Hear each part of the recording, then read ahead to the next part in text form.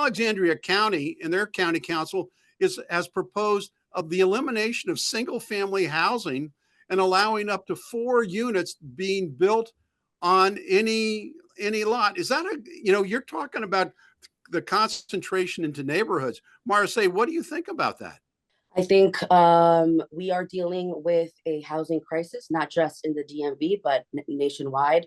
We're seeing cities like Houston, San Francisco, dealing with massive homelessness. And this is a real problem.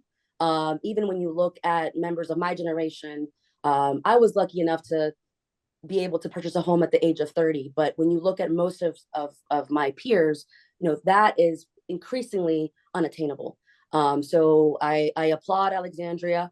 I'm also actually, for those of you that don't know, even though I was elected in the state of Maryland and also have my bar license for the state of Maryland, I was born in Arlington County. And I remember, even my parents discussing when 40 years ago, 35 years ago, the county council, in Arlington, the county board in Arlington County was discussing whether to expand the Orange Line underground or over 66, et cetera, et cetera. And now we see how it's benefited all those stops from Ballston to Virginia Square to Courthouse to Clarendon. And that's where all the young people are looking to move, and walkable communities.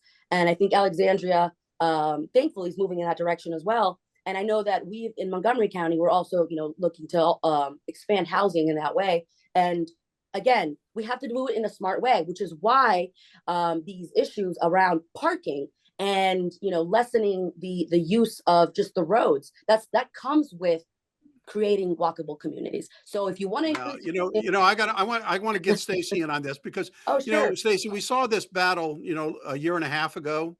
When the Montgomery 2050 plan was, being discussed, why does Montgomery County want to turn into the Bronx? Well, the problem is it can't. It's very short-sighted for the county to think that they can do this. It's problematic, it's overly ambitious, and it's short-sighted. And I'm going to tell you why. That when you take a neighborhood that is not on a grid like you have in the Bronx or in Manhattan, where you have steady, reliable, transportation is everywhere. You can jump on a bus, you can easily jump in a taxi or get on the subway. You cannot do that here. It's not laid out this way, and it would take massive changes to our infrastructure in order to accommodate the kind of aggressive, affordable housing program that the county wants overall. So on a short-sighted view, this looks like a good idea. The problem is investors will go in and buy those units like it's a quad, and there goes the agency for that, or people are no longer stakeholders. They won't take as good a care of it. You'll have cars everywhere. It'll be a mess. Well, it's an interesting look. We have to do something about housing. Obviously, it's a crisis. I saw, I'm a transactional lawyer, and we did a closing on a property in Bethesda just the other day.